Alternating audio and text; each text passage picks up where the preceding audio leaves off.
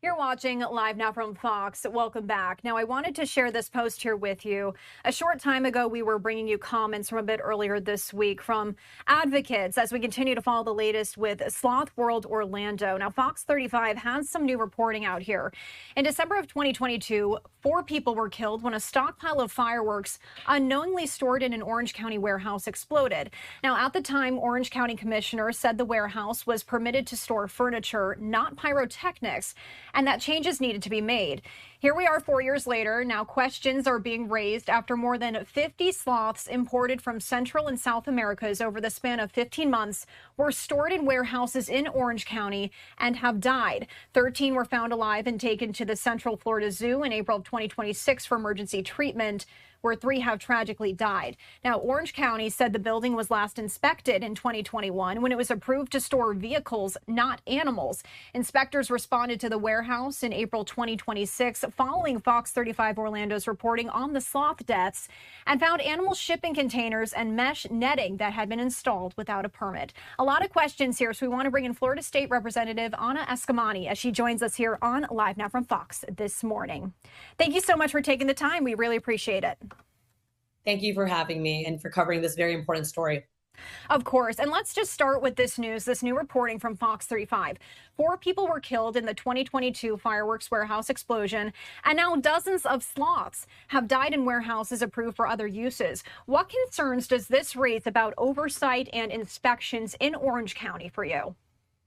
So many concerns. I mean, we have warehouses and garages and just commercial property across the county that clearly, based on these 2 examples, is being misused with no government oversight. You know, government's most clear responsibility is health, safety, well-being. And if we're not meeting the mark on that, then something has to change. And we are going to put up just some video here of this warehouse, these warehouses, really just for perspective here for our viewers. Now, Orange County says that these warehouses that are going to appear on the screen here in a matter of moments were permitted to store vehicles and furniture, but not animals. How concerning is it that these kinds of operations were happening without the county's knowledge? I know we just touched on that a little bit, but to dive a little bit deeper, how did this really happen? Well, first of all, the images that you're watching, I mean, this more looks like a garage than a warehouse. I mean, it should not be storing any type of life, especially vulnerable and sensitive species like sloths. And it's very important that we see more oversight from local government officials. And I'm grateful we had a press conference this past week with the Sloth Institute and the Sloth Conservation Foundation, who came from Costa Rica to join us.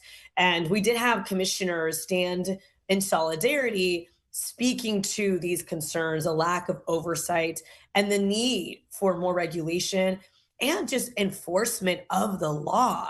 And so it's tragic that we're here after 55 sloths have died at the hands of a for-profit entity with the lack of oversight by individuals that really should be responsible for the safety of humans and wildlife. But ultimately, my hope is that not only will we achieve accountability for Sloth World, but long-term policy change, because I do not want another headline of a person dying or of an animal dying because of lack of government oversight.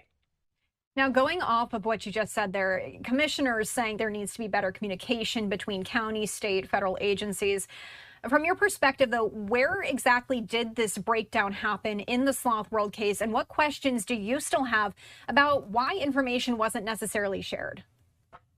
Oh, so many examples of breakdowns. But also, I would argue that Florida has a serious problem when it comes to the importation and exploitation of wild animals in general. The Port of Miami is one of the worst actors in this. And there's estimates of thousands plus sloths that get brought to the United States from the wild every year. And so a lot of this starts at that port of entry to prevent wildlife that is not permitted to come to our state from coming in the first place. But again, Florida Wildlife Commission, you see them in implementing enforcement when it comes to hunting or fishing.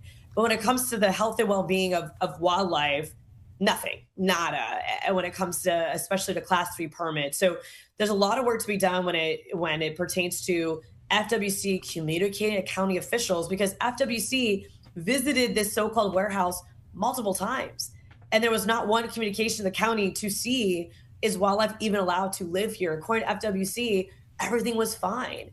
So, I mean, it's just a huge lack of care when it comes to accountability. And that's why we've had to pull in reinforcements by contacting prosecutors ourselves, by bringing in law enforcement ourselves, because according to FWC, no laws were broken, even though we have clear examples that wasn't the case. Now, customers who already purchased tickets ahead of time to the Sloth World attraction, they're now asking for a refund. And we were sharing some comments here from you, actually, just a short time ago on LiveNow from Fox. And we brought it to our viewers live. When it was unfolding here, you spoke along with other advocates about this. And you mentioned something interesting. You said that the money that was spent on these tickets could be better used towards other means like sloth advocates and just conservation efforts. What message would you like to share with our viewers in terms of that?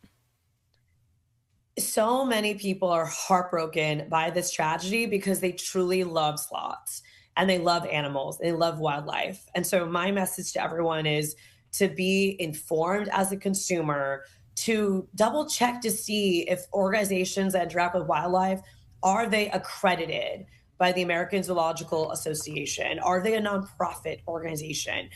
Do they have wildlife experts and veterinarians on their staff? So before you spend your money, to be very mindful that in today's digital age, it is very easy to develop marketing materials that are deceitful, that spread misinformation and pull at your heartstrings.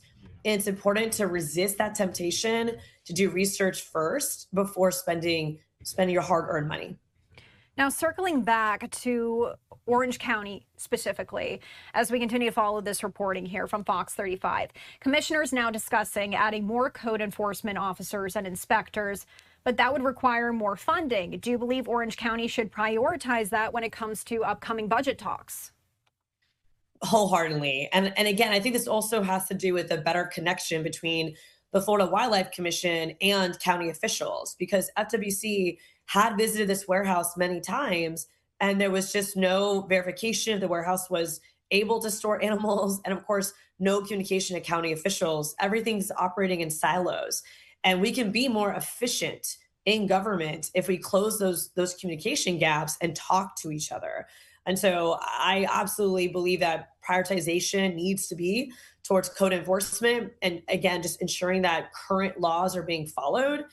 I do think another add-on would be just to close those communication gaps. And I do have a meeting with Florida Wildlife Commission and the Conservation Fund Foundation for Sloths and the Sloth Institute on Monday to talk about all of this and more. Yeah, you mentioned to me before I brought you on here that there will be more information forthcoming Monday. I know you probably can't share a lot of what that may be. Could you just give us any more insight into what maybe that announcement would be on Monday?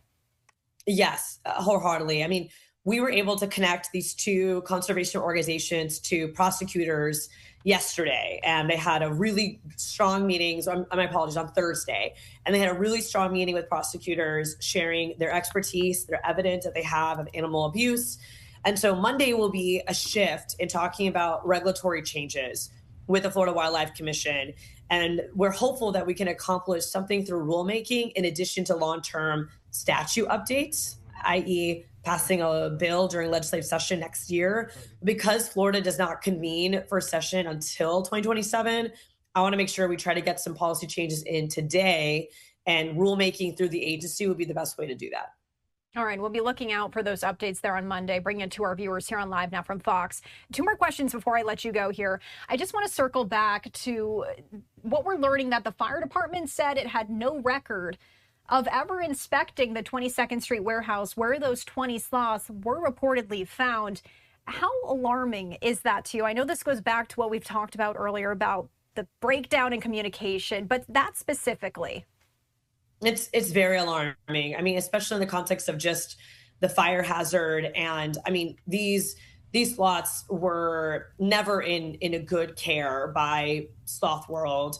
And not only did they experience a loss of life due to that neglect, due to the cold snap, and there was no electricity to ensure that this facility was creating an environment conducive to the health and well-being of sloths, but they had wired in heat spacers from local businesses. I mean, such a fire hazard, so irresponsible. And of course, a fire impacts everyone, not just those in the warehouse, but surrounding businesses and neighborhoods as well. And so, again, it further reinforces the need to make sure that we're beefing up this type of oversight across the region. Well, we so appreciate your time joining us here. Is there anything else that you'd like to touch on? I know we touched on a lot here, but anything you think I might have missed?